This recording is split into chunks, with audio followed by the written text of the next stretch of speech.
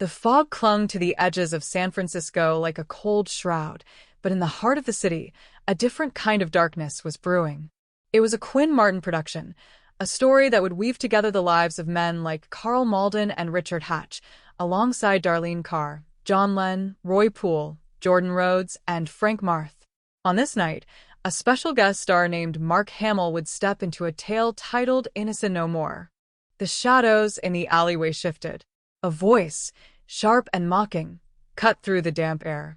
"Hey, hey, come on. What you got, old man, huh?"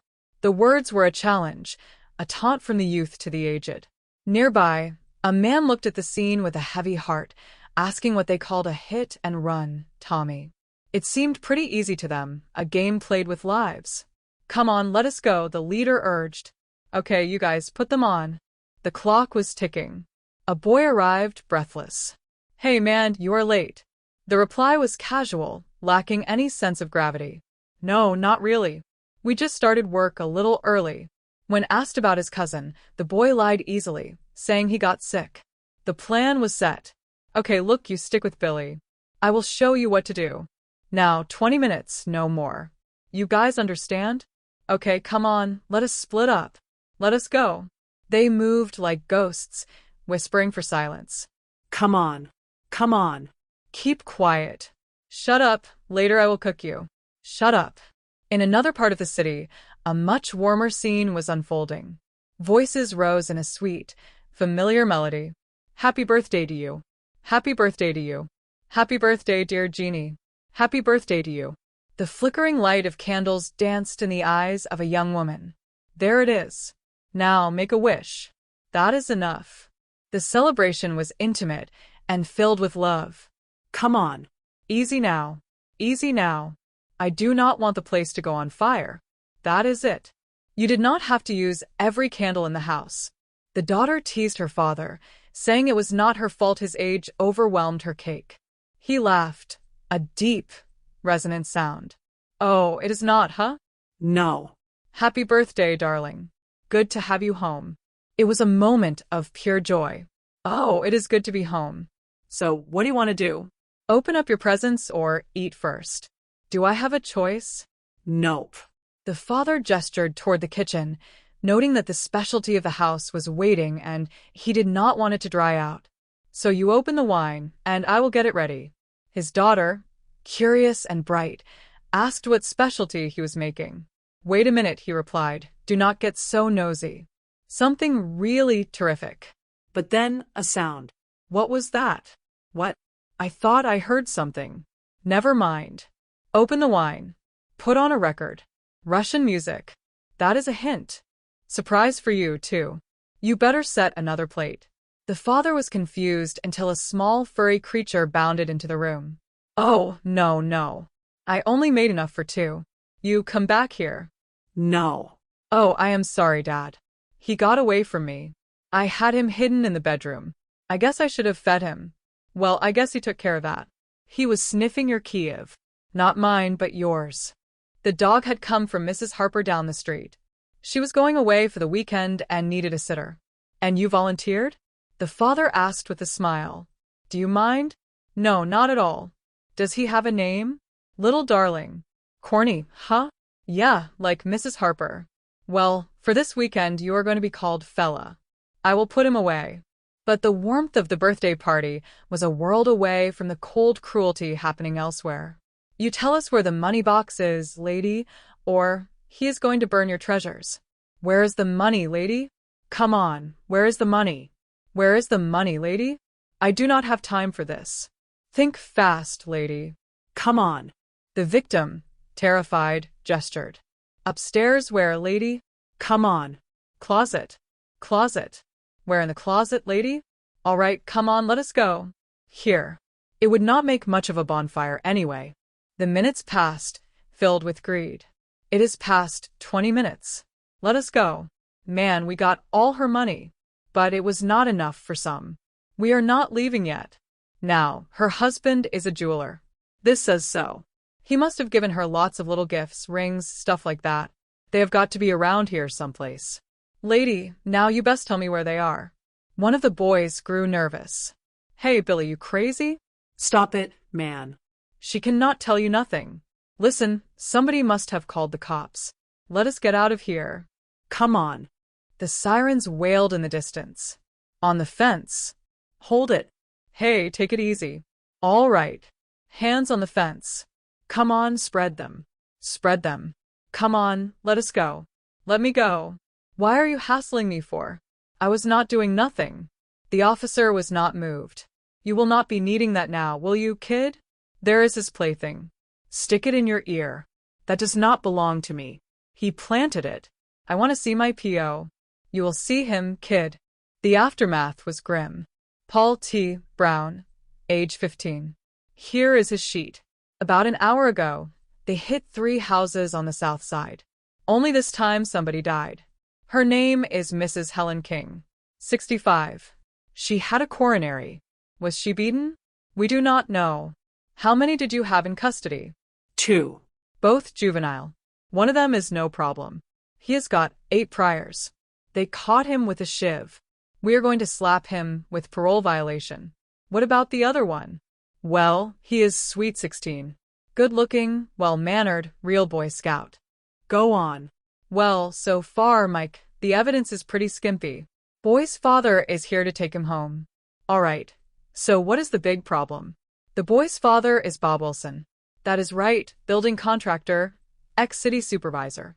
And so he says a real close friend of yours. Mike Stone remembered the old days. You know, Mike, when I was his age, I was laying brick for 40 cents an hour. Hard work was something to be proud of. Today? Today it is a crime. We have gone wrong somewhere, have we not? All of us. Nowadays, if a kid wants something, all he has to do is just ask for it. The father, Bob Wilson, stood firm in his denial. Now look, Mike, Billy did not steal anything. He does not have to. Mike, I know my son. I know my son just as well as you know your daughter. He is innocent. Mike Stone looked at him. Did you know that your boy was out tonight? Yeah, he went out to see a friend. Paul Brown? I do not think that they know each other. They go to the same school. Well, now that is guilt by association. But I guess that is the way that it is, huh? I mean, this whole new system, busing kids from one area to another area, mixing the hardened criminals with kids like Billy. Oh, I am not saying that Billy is perfect. No, he has had his share of schoolyard scraps. But basically, Mike, believe me, he is a very good boy. Bob, what do you expect me to do? Talk to the DA. Have him drop the charges. In the interest of justice, say. I think he means his personal favor. Hold it. What about the other boy? The one with the knife? Should I let him go? Too? I do not care. Mr. Wilson, that lady was murdered. My son had nothing to do with that. Look, Mike, please, the kid, he is only 16. Bob, you do not seem to understand. There are no criminal charges. The juvenile court is just a civil proceeding. I want all proceedings dropped. How can I do that? How can I hold on to one suspect and let the other one go? Sure. I get the message. No favors. Do you have a lawyer? Do not bother. I will have Harry Clark handle it. You know, I thought I had a friend. After Wilson left, the air in the room felt heavy. I will say one thing for him. He buys the vest. Harry Clark will have that kid out before lunch. Stinks, does it not? What? The poor go to jail, and the rich go home? Not just that. The whole juvenile system. If Billy Clark were 21 and guilty of felony murder, he would be put away for life. But because he is young of age and supposedly innocent of mind, he will get his wrist slapped, 3 months of probation, and be free to kill again. It is a laugh. Nobody is laughing. How do you know that? That is why these gangs like the Jackals exist. Because the law is a joke to them. Take a look at this. In just 2 months, that one lousy gang has committed 42 acts of robbery, assault, burglary, felony animal torture, and now murder. And all against the old and the defenseless, and all in the same 2-mile area. They may not be brave or bold, but they are sure as hell not afraid of the law. I take it you have a suggestion. No. Just lots of anger. Well, I do. Let us go home. Tomorrow morning I will check with the DA and find out what our chances are if we are getting criminal indictments against any of that gang we arrest. Meanwhile, how do I handle the Wilson case? Routinely. He could be innocent. Dan, are you talking about Billy Wilson? Yeah, what do you got? Plenty. His prints were everywhere inside the King house. Billy Wilson is as guilty as sin. In the interrogation room, Billy Wilson maintained his mask of innocence. No, sir. I did not know why they were chasing me. I was really scared. I mean, I told the officer I was on my way to see a friend of mine, Roger Santini, but he would not listen. All right, let us get back to the fingerprints. Well, like I told Mr. Clark, I sell newspaper subscriptions door to door. Extra money. So, I was in the house 3 days ago. Gee, she was a real nice lady. Did she buy any? Mike Stone asked. No, she did not. Most of the time, she was just showing me things. She had a lot of antiques. She sure did, all over the house. All right, son. Thanks. Will I be released yet? No. Let us see the judges and ladies read the probation report. Do not worry, everything is going to be fine. Mike. Nice kid. Intelligent, soft-spoken, sincere. I think you are making a mistake. Oh, come on. Do you really believe all that stuff about him selling subscriptions and all that? I am paid to. That is what I like about you. The investigation continued. Mike, why press? The lady died of a heart attack. The DA could not get manslaughter on her. Now, why do you not go and tell that to her husband? That is where I am going now. Would you like to join me? You are sure? Can we have a man take you downtown, and she will take a statement from you? Thank you. Mike, we got a break. An eyewitness. The guy was driving past last night when he almost hit one of the kids running out of the house. Was it the Wilson kid? No, and it was not Brown either. A kid named Tommy Ditto. He identified him from these mug shots. Did you pick the boy up? They're still looking for him. I put a stake out on the house. Anything else? Well, the lab guys inside found a strand of hair. Could be Wilson's. You think he is guilty? Mike, I did some more checking with R&I. And like I said, the kid has never been convicted, but he has been arrested 5 times. Suspicion of assault, battery, grand theft, and 1 for extortion. The last one got him suspended from school for a month. The kid has got a history of violence, and the old man is covering up for him. At the scene of the tragedy, the silence was deafening. The body was right over there, tied with a nylon guitar string. Could be a lead. It is the husband. Mr. King? Mr. King, this is Lieutenant Stone, head of homicide. We will be out of here soon. No. I was out for the evening. Is there anything I can do? No. Do you know who they were? We have several boys in custody. I understand. It is hard to prove a case. Whatever the law says, it is God's will. They are only children. One cannot blame them. They are only children. He has got a forgiving nature. I do not know if I would. Yeah, well, Max, let me know how you make out with that strand of hair and the guitar string as soon as you can, will you? Oh, listen. Wait a minute. Why do you not stay here with them? If they pick up that Ditto kid, let me know immediately. Okay. Mike Stone was soon confronted by the press. Mike. Have you got a minute? I know what you want, Carl. You want a statement. Well, I do not have one for you. Well, somebody better start speaking out.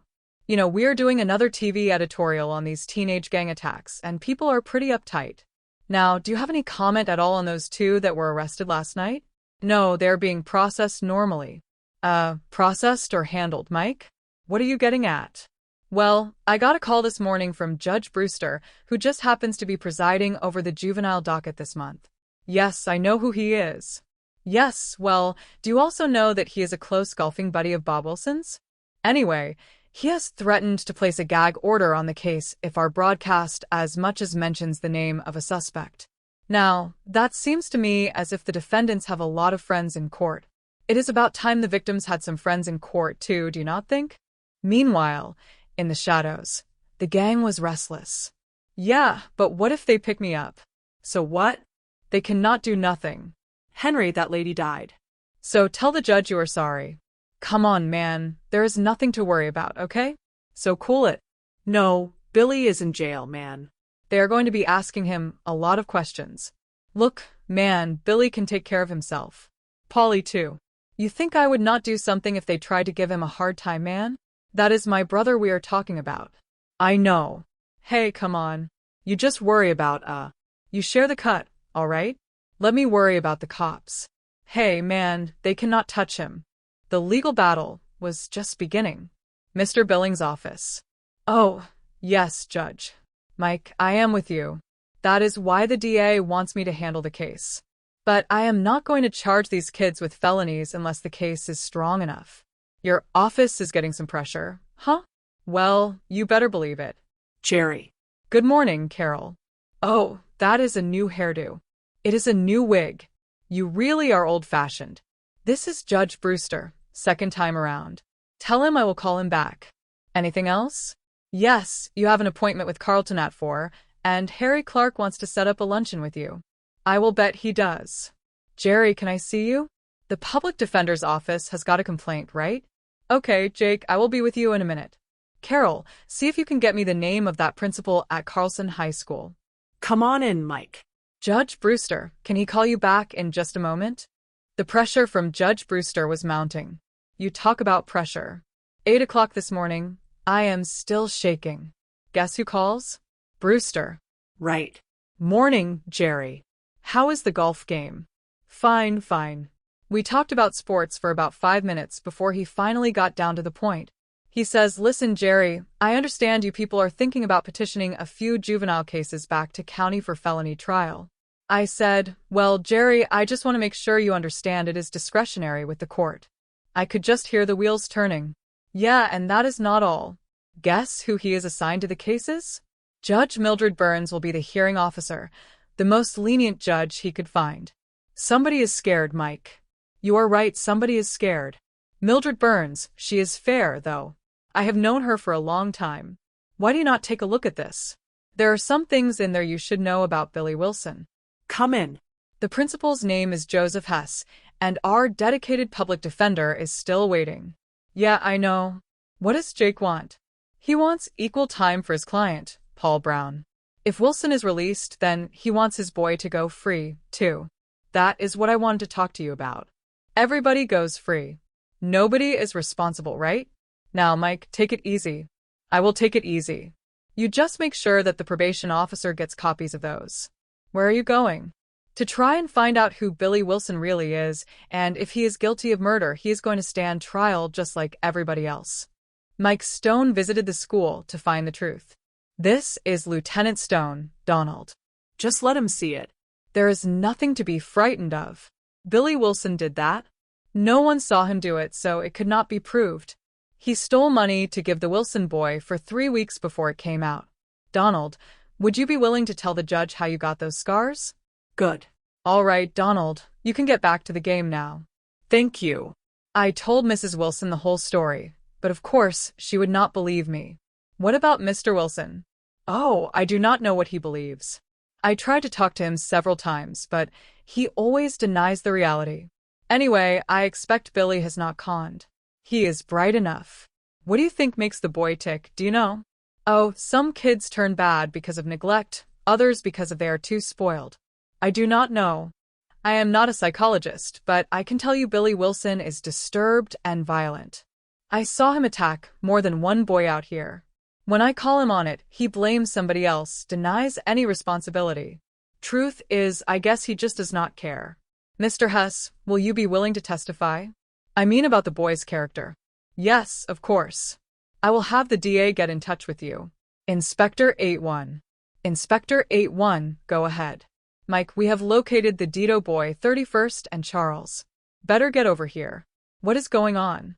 He is on the rooftop, threatening to jump. The tension peaked as they brought the boy down. We just pulled him off the roof. He is pretty scared. Did you read him his rights? Yeah, first thing. He is ready to talk. He is already blaming everything on Billy Wilson. How old is he? 16. Book him. On what charge? First-degree murder. I want that whole gang of hoodlums charged as adults. They are not children anymore, not when they maim and torture people. No, siree. I want them all put away for as long as possible, as long as the law will allow. In the courtroom, the debate over a child's future raged. I understand the court's reluctance to have any child taken from the juvenile system. It is a good one. And for most young boys, it would help them rehabilitate themselves. But not in this instance, Your Honor. You have the history of his arrest, testimony of a school principal, and an injured child as to his true character, all attesting that Billy Wilson would not be amenable to anyone's guidance. Most of that is hearsay. There is no direct evidence that he ever. We have plenty of direct evidence if that is what you want, counsel. Enough to show a presumption of guilt. And we have the testimony of the arresting officers, his fingerprints, strand of hair at the site, and even a confession from one of his gang members. That confession was not only coerced, it has been repudiated. All right, we are not in a criminal trial, Mr. Clark. We are only here to see if the boy can be helped. Lieutenant Stone, you do not make many appearances in this court. Have you some special interest in this case? Yes, I do, Your Honor, Mike Stone replied, standing tall. Not in this case alone, but in all cases dealing with gang violence by juveniles. Your Honor, I do not think the issue here is rehabilitation. I do not know whether Billy Wilson can be helped or not. But I do know that if we do not make the punishments match the crimes, if we do not show these vicious juveniles that they cannot get away with murder, then there is no system of law that can govern the city, none except the law of the jungle. Your Honor, may I say something? No, Harry, you may not. I think we have heard your best arguments. And Mr. and Mrs. Wilson, I think you have been less than candid about the past conduct of your son. The scars on that boy's back and the honesty of his words convince me that he has not lied about your son. I am well aware that these street gangs have become more violent than ever. And I agree with you, Lieutenant, that these brutal, lawless attacks on the most vulnerable in our society must stop. Now, I do not know whether you are a member of such a gang. I can only assume by the accusations before me that you are. In any case, the evidence has convinced me that you are not a fit and proper subject for juvenile jurisdiction. I therefore hold that you be remanded to the Adult Division for criminal proceedings. Outside the court, the fallout continued. Okay, Jerry, off the record, maybe I agree with you. These gangs are not a sociological problem. They are criminal. But why did you have to pick the Wilson kid to kick it off? He came up first, Harry. Simple as that. Nothing is that simple, believe me.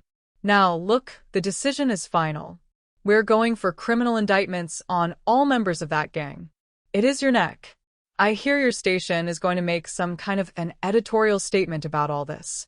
Uh-huh. On the 3 o'clock news. We are asking for mandatory criminal proceedings against all 16-year-olds. That is, in cases of repeated felonies involving bodily harm. Now, do you have any comment about that, Mike? No, I am not a lawyer. Okay, let me ask you another. I have heard a rumor that 2 more members of that gang were picked up. Is that true? Yes, it is true. But we do not want it broadcast because we are still looking for the others. No broadcast, okay? Okay. Then a chilling phone call. Hello? Who is this? You do not know me, lady, but I know you. I know where you live, and I also know when you are going to die, which is going to be real soon unless my brothers let go. I do not understand. Look, lady, I am talking about the jackals. You just make sure the lieutenant gets my message. I got the message all right, Mike, Stone thought later. And now you are going to get one from me. Nobody goes free. Mike, I know how you feel. So, does Billy? Yes, sir, I really do. That is why I wanted you to talk to him. He had nothing to do with that phone call. And he is willing to turn state's evidence. Oh, he is, eh? You recommend total immunity, and Billy will give you the names and addresses of everyone. The whole pack. No deal. And if he is convicted, I am going to recommend hard time, and you had better believe it. The news carried the weight of the moment. Half of this nation's crimes are being committed by juveniles, and more by children under 15 than by adults over 25. Now, we're speaking of the repeated offenders, the hardcore delinquents who has a history of violence. Grand jury over? Yeah, they voted true bills on 3 of them, and I think we are going to get John Doe indictments on the rest. Should be discretionary with the courts any longer. Georgia now rules that children of 13 can be tried for serious crimes. New Mexico has lowered the age to 15. But in California, it is still 16. California maintains its position that 16-year-olds are not to be tried by the same laws existing for adults. Makes sense to me. Mike Stone was focused on the evidence. Mike, got a second? I need your okay for a search warrant. What for? When I questioned Mrs. Wilson, she said Billy had never owned a guitar. Well, she lied. She bought one about 6 months ago. Here is the bill to sale. I also found out he took lessons at home. I would like to look around. All right, it is worth a try. Hey, Mike, line 2. Line 2. Okay. Homicide, Stone. Guess you did not get my message, Stone. Maybe this time you will listen. She is 5'2", short blonde hair, fair complexion. Her name is Jean Stone. The threat hit home. Brattlehold. I had that frame 20 years ago. Mike. I should have sent her off to school. Gotten her out of town. I never thought that. Oh, I knew. He said he knew where she lived and when she would die. Thank you. Mike, I checked all the hospitals, all the local precincts. There is no word. She could have just gone to visit a friend. Sometimes I wonder why anybody wants to go into public service. Jean Stone arrived home to find her father in a state of shock. Jean. What happened? Where's Dad? I am quite sick about you. Jean. Oh, Jean. Thank God. Thank God. Oh, I am all right. I am sorry I worried you so. No, you did not worry me. Everything is all right. It does not matter. Yeah, I am fine. I just went to exchange the skirt, remember? Yes, I remember. Oh, my God. No wonder you were so frightened. Must have broken in just after I left. Oh, look at this. It does not matter now as long as you are okay. It does not matter at all, believe me. Oh, I am fine. Hey, I think I could use a drink. And you look like you need one. There is some wine in the refrigerator. Yes. You are all right. I am okay. I will call downtown and let them know everything is okay. Yeah, you do that, Mike. I think we better lay on a security team just in case. That is right, until she gets back to Arizona. Dad. Don't look for the dog. Next time, do not look for your daughter. Yeah. The morning offered a brief respite for father and daughter. I had almost forgotten how it gets out here early in the morning. Feels good, huh? Yeah, it sure does. Well, ready? Huh. Yeah. Let us jog out to the rocks. Okay. Remember when you caught your last ocean perch? 5 years? Nope, it was longer than that. I think we ought to try it again this summer. Your mother and I used to come out here regularly. She knew just where to drop the line. Right out there. Cotton used to come out here all the time, even when I was on the force. Your mother was a sportsman of the family, I will tell you that. She just loved surf fishing. I do not know how she did it, but every time we came out, she caught something. Jean looked at her father. You wish you were here right now, do you not? Well, when she was alive, we had more of a family feeling than the three of us. It simply has not been the same, has it? It has for me. Jeannie, I have been thinking. When you get out of school this year, maybe I ought to turn my badge in. Retire? Why? Well, we could spend more time together. Oh, I see. You want to take care of me the rest of my life, huh? Oh, of course not. Well, then you are ready to vegetate? No. No, I am not ready to vegetate. Maybe I just do not want to be in the line of fire anymore. Okay, well, I guess that is up to you. But do not you dare quit on my account. Look, I just think that maybe we ought to be spending more time together, and I cannot do that working 24 hours a day. Jeannie was firm. Mike Stone, there is no way you are going to push this off on me. Look, I love you, but I cannot live with you acting like a father. Oh, come on, Jeannie. And do not Jeannie me. Look, if I had wanted a provider and protector, I could have grabbed one a long time ago. So, thank you very much. But if you ever retire, you do it when you have a lot better reason than taking care of your little girl. Oh, come on now, you are not the only reason. I am 56 years old, you know that? 56 years old. And maybe I am tired of being a target for all those dumb teenage psychos. Okay, all right. But that is your decision. You do what you think is right. Only you are responsible, not me. All I can do is worry about you. After all, when you are destitute, The law says children have to support their parents. That will be the day when you have to support me. Let me tell you. No. The court case is resumed. People versus Brim. Is defendant ready to make his plea? Yes, Your Honor. Charge is assault with a deadly weapon and resisting an officer. How do you plead? Not guilty, Your Honor. Bail is set at $2,500. Defendant will be held over to Department 31, February 6th. What are you doing here? Message from the boss. When bail comes up on Wilson, do not argue. What? Next case is People versus Wilson. What are you talking about? It is all arranged. Do not argue. Charge is murder in the first degree. How do you plead? Not guilty, Your Honor. Request trial by jury. Defendant will be held over to Department 40, March 10th. The defense renews its motion for bail. Has the district attorney been notified? Yes, Your Honor. We have no objections. Motion approved. Once bond is secured, defendant will be released. Jerry, what the hell is going on? I do not know, Carl. I do. You made a deal. Now, what about Paul Brown, huh? He stays. Oh, that is real sweet. I can see it pays to have rich friends. You planning to run for office soon? Wait a minute, Jerry. What is he talking about? I cannot talk now. Now, wait a minute. Get off my back, Carl. All I can tell you, Carl, is that I did not knuckle under to anybody. Well, what do you mean you did not knuckle under? That is exactly what it does look like. All right, have it your way. Jerry, I do not want in my way. Do not you understand that? All I want is the truth. Now, why did you let that kid go out on the street? I am sorry. No comment.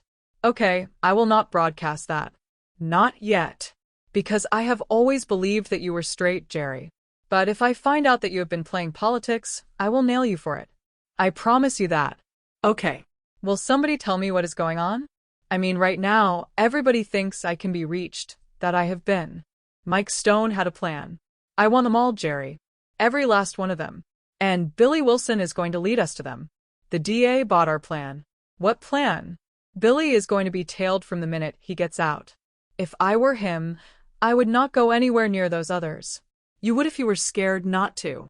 What is it those guys hate the most? They have got 1,000 names for it. Rat, Fink, Stully. But Billy did not talk. The Dito kid did. The guys outside do not know that. And Billy does not know it either. All he knows is, the word is out, he is the Fink. How did you manage that?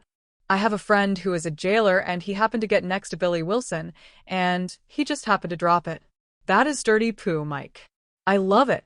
So do I. Billy also knows that he is the only one to be released. If I were him, I would figure I owed somebody an explanation. Okay. Billy.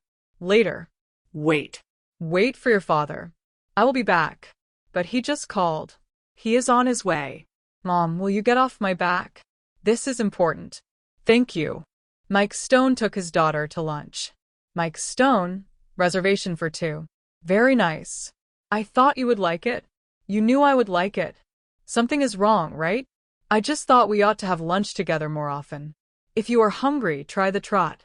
What is the surprise? Surprise? Dad, you have not picked me up for lunch in the middle of the week, since I cannot remember when. Consider it your birthday present. Thank you. You have a suspicious nature, you know that? And well-deserved. Okay.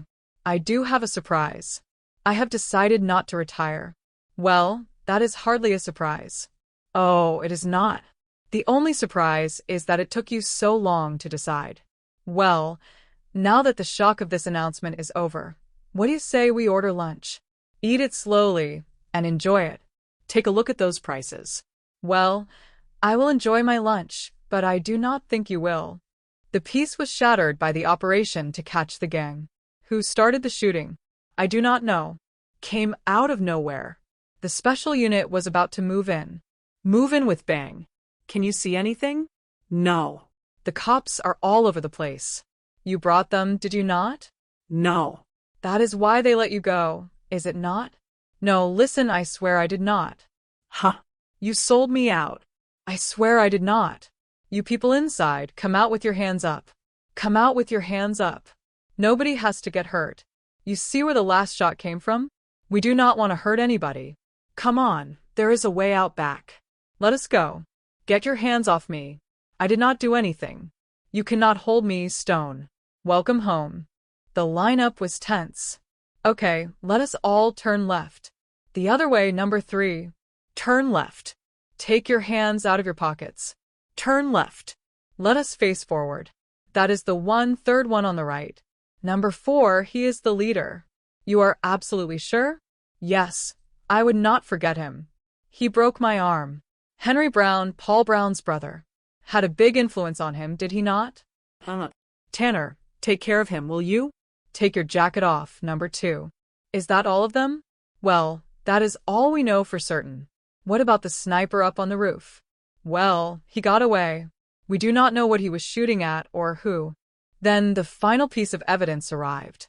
Mike, the search warrant just paid off.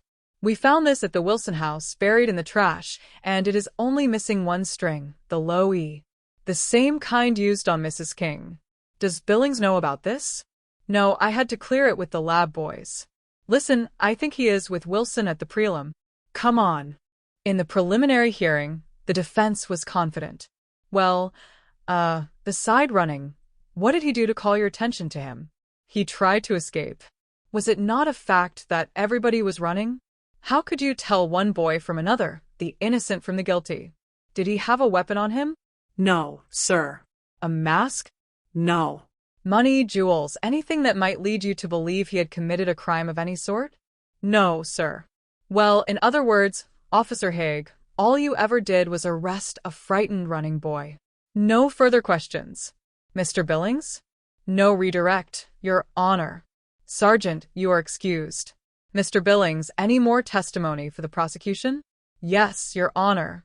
With the court's permission, I would like to recall Mrs. Robert Wilson to the stand. Mrs. Wilson, may I remind you are still under oath? Mrs. Wilson, have you ever seen this guitar before? I do not think so. Look closely. One of its strings is missing, is it not? Yes. You do know that Mrs. King, the murdered victim, was bound by a guitar string, do you not? Objection. No foundation. Sustained. Mrs. Wilson, you made a prior statement to the investigating officers that your son had never owned a guitar. Is that correct? This is a bill paid for by you with the sale of a guitar and private music lessons in your home for your son. Is that your signature? Yes. Then your son did have a guitar.